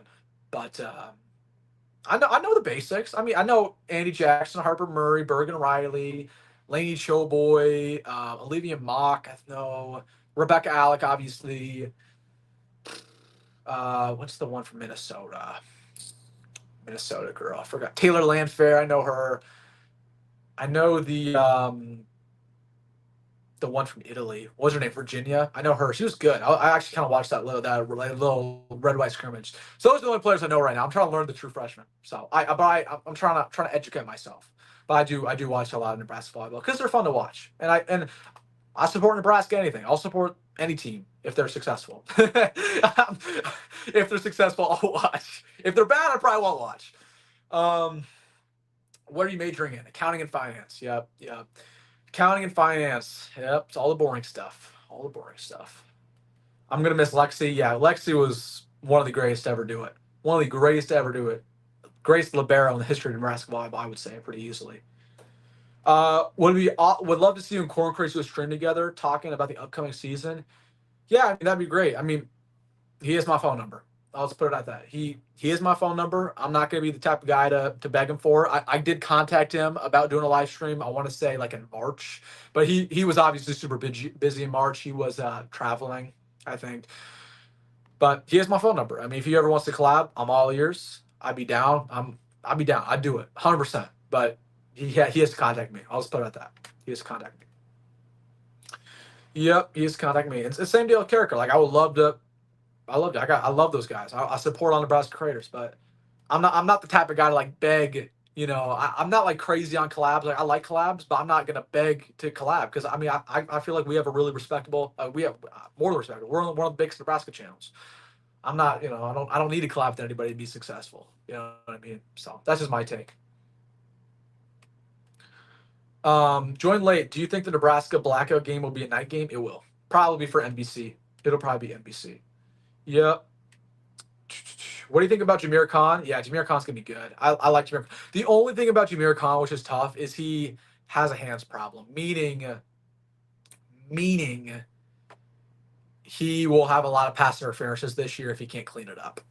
He gotta clean up those hands because he gets handsy. Like he gets too physical. And they're not gonna call that in FCS football, but they're gonna call that in the Big Ten, especially when you're wearing a Nebraska uniform. So he got to clean up those pass interferences because that's a little bit of an issue. Nebraska has 3 receivers that could be the number one. Nick, give me 10 minutes.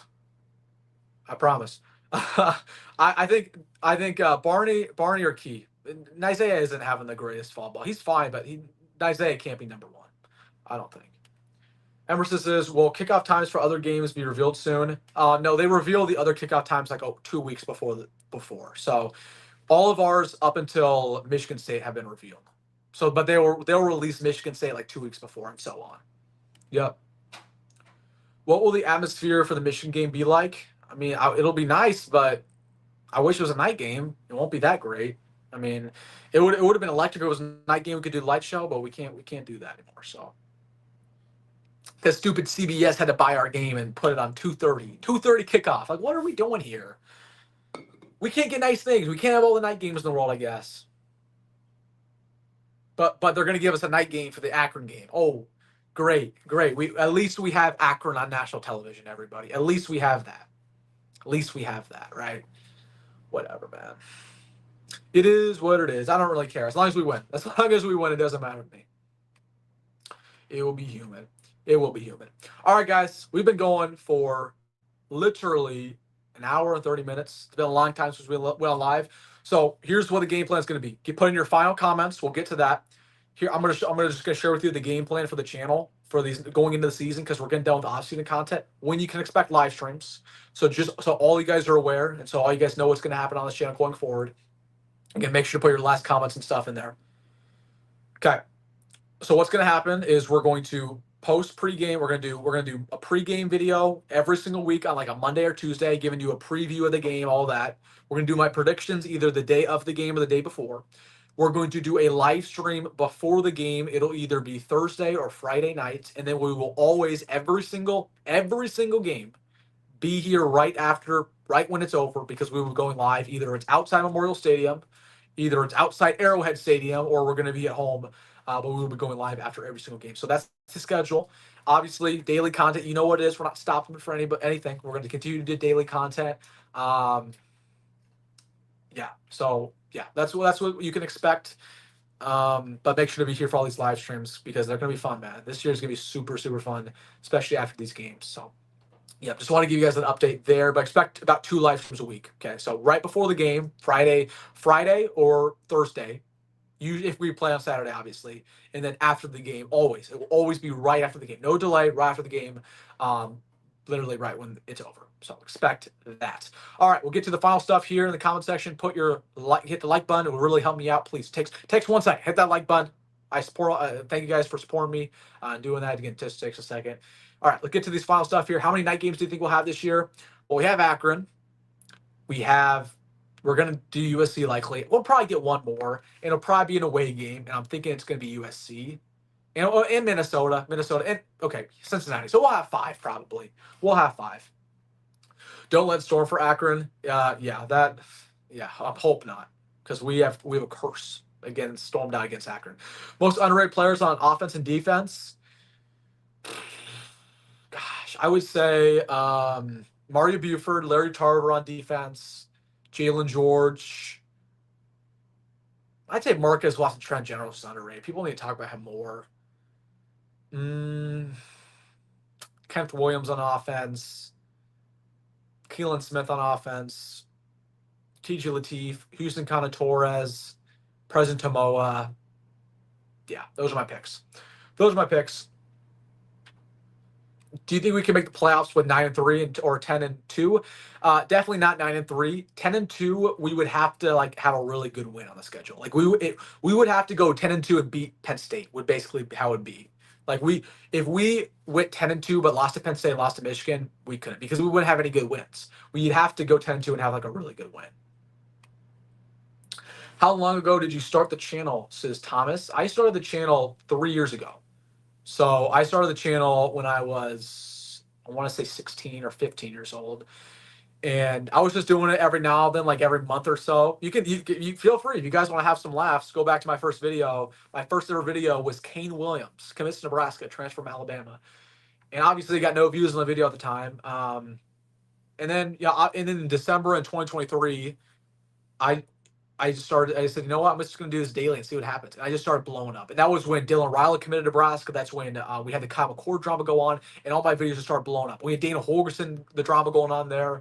and I got like 500 subscribers. And I'm like, I like how this feels. So I started doing daily, and I just blew it from there. So yeah, but I've been doing YouTube for about 3 years, but not consistently until like the last 2. Jordan Shaw, yep, you're right. He is underrated. He is underrated. Who do you think will be our next offensive coordinator leaves? Offensive coordinator if Dane leaves? It'll probably be Glenn Thomas, I guess. Probably Glenn, if they were to keep somebody in-house. Scott Frost under or over 6 wins? I'd say under. His schedule's tough. I mean, let's just roll through the schedule real quick here. Real quick, let's roll it over. UCF, Jacksonville State, that's a win. They play NC A&M, that's a win. UNC, that's a loss. Kansas State, that's a loss. Kansas, that's a loss. Cincinnati, that's a win.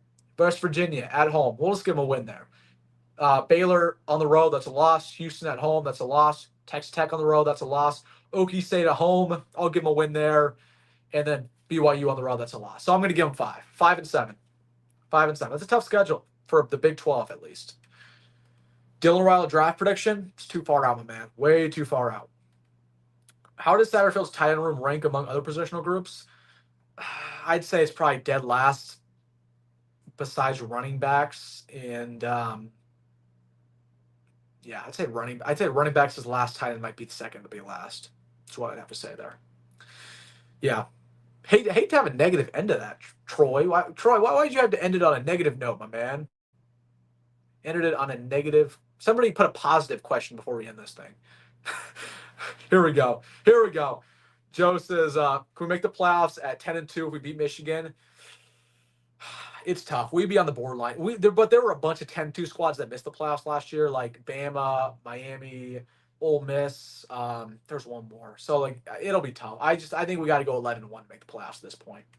We could at 10-2. Just kind of depends how other things go. But yeah. How we feel about Cincinnati? It's a dub. It's a dub, my man. Would be cool to see Dylan go top 5. I agree with you. That'd be great. I mean, that would be great for the program long term, for the development piece. Yeah. Who will be our opener MVP? I think it'll be Jacory. I don't think there's a single player who can guard Jacory one-on-one on Cincinnati's roster. If one player is going to carry this team this year, who would you pick? Jacory. Jacory's best player on this team. South Carolina. I don't know what you're saying about South Carolina. Will Penn State be a whiteout game? No, I don't think it'll be a whiteout game. They usually do it earlier in the year, and I don't think we're not gonna play Penn State for a night game. It'll probably be big noon. Yeah, I agree. We have to beat Penn State to make the playoffs. I agree. Record if Raiola somehow gets hurt, probably 6-6. We just hope that doesn't happen. Depends how long he's out. I mean, there's a bunch of variables there, Alex. All right, guys, I got to get out of here. It's been a long live stream. I got to get to bed. I got to do some other stuff tonight. But I appreciate all you guys. Again, we'll go live next week before the game. And then after the game, obviously, we'll be live at Arrowhead Stadium. We might be in the suites. We may or may not be. We may or may not be in the suites at Arrowhead Stadium for our post-game live stream. So make sure to be there for that. We're going to have a little cool background for that. That'll be fun. But yeah, man, daily content all fall along. I appreciate you guys as always. Thank you guys for a great summer. I mean, great summer, man. It was incredible. We grew a lot. We got a lot of viewership. Grateful, so grateful for you guys. I mean, and it's so easy. All you guys do is click a video, and you guys think it doesn't matter, but it does. You clicking the video does matter. So I just want to give this time to appreciate you guys. It's not me. It's not anything I do. It's you. Clicking the video, put notifications on, liking the video, commenting your thoughts. I'm so grateful for every single one of you guys. So just know that. Just know that I appreciate all of you guys and everything you do for me. You don't have to comment on anything. You don't have to put anything in live chat, but I appreciate you because you just clicking on the video helps me, and it's great. I'm so grateful for you guys. So thank you guys for tuning in. Hope you guys have a great night. Again, daily content. Hit that like button on the way out. Everybody, I'll see you in the next one. Go Big Red. Go Matt Rule. Have a great one. See ya.